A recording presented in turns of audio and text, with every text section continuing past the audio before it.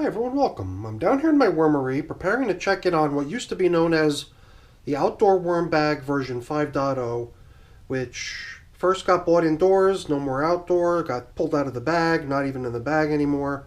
And at this point, this is going to be officially the end of it because it's already out here on the bench, what remains of the contents of the bag, but this is only the filtered, screened material that was separated from the large chunk materials remaining in this stuff, as well as the majority of the worms.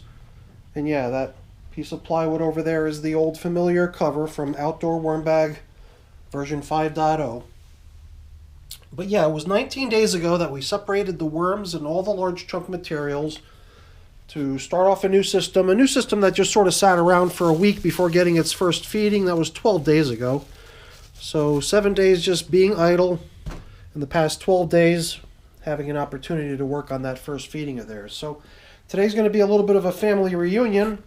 We're going to be first hauling the worms out of this material here because it was 19 days ago, at the same time that we did the first haul out, that we started the horizontal migration of the worms out of their material.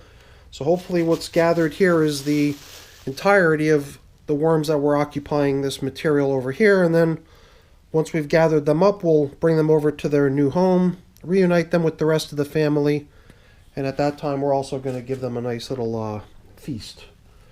Some cauliflower, some pumpkin, and some coffee. So let's get to work. I figured we could just bring the rest of this little collection of vegetation along for the ride with the wormies so that they've got a little extra stuff to nibble on. So that can just go with them when we relocate them into their new home. Let's try pulling back the material that's up against this little partition divider here. If we encounter any worms, we can just toss them over to the other side. But I do believe that checking any further in is probably unnecessary. I mean, it's probably fair to guess that this material has been voluntarily depopulated, because even during the last check-in, when we stirred this stuff around to aerate it, to blend in the more dry stuff that was out on the surface in with the rest of the stuff, even then the number of worms we encountered was very minimal. So I would think that 12 days later, and no, I've not been in here over the past 12 days since we checked in on this thing together last time. I knew I was going to kind of come in here on a regular basis and stir this material around in the hopes that I can help it dry off to the point where the worms exit the material on their own, but I just didn't. So we did encounter one little wormy over there on the very edge. So I'm guessing that there's still a chance that we'll meet a few more, and it seems like I just unearthed a couple of them that were right there on the very, very edge. So we've still got a few worms over on this side, but certainly not many. I think we could probably manage to fish them out of the material really quick, and then we could just consider this as a batch of finished castings. Because I do believe that the only worms that we're going to see are ones that are right there up against the cardboard, because anything else in this bin is pretty much just dried out casting. Not dried out, because it's not horribly dry, but it's certainly not as damp and comfortable as what's over on the feeding side, on the horizontal migration feeding zone side, if you want to think of it that way. So still spotting a worm or two here and there, but hopefully we're close to that point where we can truly consider these castings as depopulated and harvestable. I guess there'd always be that option to run the stuff through a screen, try to separate out any little lingering bits of leftover chunks of bedding or whatever that might still be floating around in the stuff, but a lot of times I'll just use it as is and not worry about that sort of stuff. So let's just see what we could do about pulling these castings away. so that everything else that remains can simply get scooped out and be considered as haul out number 2 and the official end of outdoor worm bag version 5.0. All right, I think we got everyone. So I've got this container here that we're going to use to do the haul out, and I hope I've chosen a large enough container. So this will be our one chance to see how many worms have come together in this horizontal migration feeding zone. When we get haul out number 2 done over here and we add these little guys to that population of worms, then I would love to have everyone's input, because I do have some information here, and perhaps the one bit of information that's of interest is the estimated worm count of the 19-day-old system. 2216 worms, minus the worms that we're going to be adding today, so I'm definitely interested in hearing what everyone's got to say as far as the estimated number of worms that we're hauling out over here. So let's press on and get this deed completed. Then we can make our way over into their new home, see how the rest of their family is doing over there. Those 2200 some odd worms living over in the 19-day-old system. In that system, we had set up kind of like 2 feeding zones flanking the material that got placed in that went along with the worms as part of haul out number 1. So I guess I'll be curious to see if they ventured out into the fresh bedding we left for them with the food scraps they got 12 days ago. There's a couple banana peels that we fed them, so there's really not a whole lot left to do here. This is pretty much the end of Outdoor Worm Bag 5.0, and the only thing that kind of remains for me to take care of is getting the classification of this plastic container from what it currently is, which is storing castings, to being available, which means been cleared out and is available for using for other worm systems. But yeah, look at that, beautiful castings.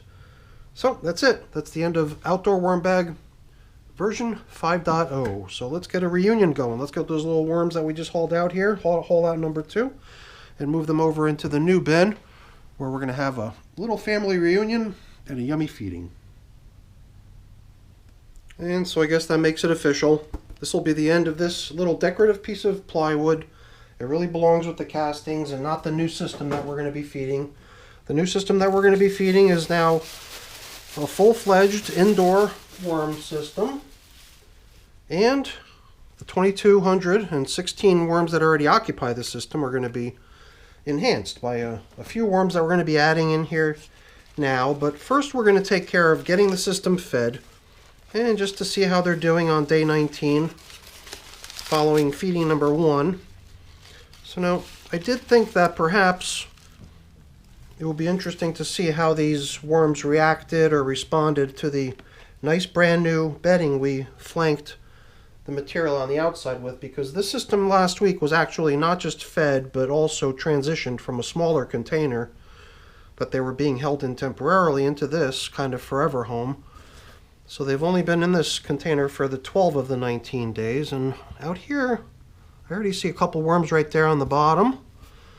Right here, as you could have probably guessed, because there was a feeding zone indicator over here and there was a feeding zone indicator here, we placed a banana peel on each side as sort of incentive, so the worms would be willing to maybe venture out of their nice familiar material that they were in already over into the newly created edges of the container, where we put some yummy banana peels. And as you can see, this one over here is definitely pretty popular. Maybe I just didn't uncover enough of this one here to really see the action. But yeah, it does seem like both banana peels are very popular by the worms, meaning they pretty much accepted this bedding material as their home and a place that they're willing to venture out into to seek out food items. So that's good news. Down here in the middle would be the material that the worms had been occupying for their first 7 days. And like I said earlier, what I ended up doing was just screening the material that made up the bag. So that included any stuff like mango seed shells, chunks of corn cob, all kinds of stuff that came with the worms. Here's another chunk of corn cob. All these large chunks of food just sort of came along for the ride, and really does sort of provide them with a really bountiful supply of yummy foods, old and new, as well as bedding, old and new. So the only thing missing is a whole bunch of little baby worms to spice up the party. But why don't we get today's feeding in here first before we move on to doing that? We'll save that for last. And then don't forget, everyone, please stick around. I definitely want to hear what everyone thinks as far as how many worms occupy this system. So I'll take the guesses from today's haul out number 2 and worm release and get an average of those, and then combine that with the averaged estimate for what's in here already, and that'll end up becoming our estimate for 2216 plus the number of worms that you tell me just got released. So let's save this coffee filter right here as our new replacement feeding zone indicator, which allows us to use the 2 old ones as supplementary bedding. Usually when you put stuff like this right down there alongside the yummy foods, it really doesn't stand much of a chance of surviving, so the worms will probably just gobble this stuff right up. Now I've got my grit over here. My grit is pulverized eggshell, and it's always, not always, but it's usually a good idea to include some grit in their feedings. So I figured we would throw a little bit onto the coffee, and then maybe we would throw a little bit onto the yummy veggie scraps. All kinds of yummy cauliflower bits and pumpkin chunks, and then even a little bit of extra grit onto there. So the really beaten up top covering newspaper, I figured we'd try to use that for one more round, because it's really at this point the final little reminder of the outdoor worm bag. It's the round piece of paper that had been used to cover the contents of the bag while the contents still was in the bag. So when I bring it out here to get things covered up, I'll show you what I mean. I'm trying to just pull in a little bit of material from the outer edge, but I'm trying to do so without overly disrupting those yummy those yummy chunks of banana peel that were out there. Those worms were definitely having a party over there, and I figured if we can get today's feeding taken care of and worm release taken care of without disrupting them too much, then let's do it that way. So please don't forget to let me know, how many worms do you think we're releasing into this system, right? Here we go, 1, 2, 3. Let me know. Leave a comment. I'll see if I can spread them out one last time just to get a final view as to how many additional worms are being placed in here. And then I'll average those figures the way I always do. So please leave a comment.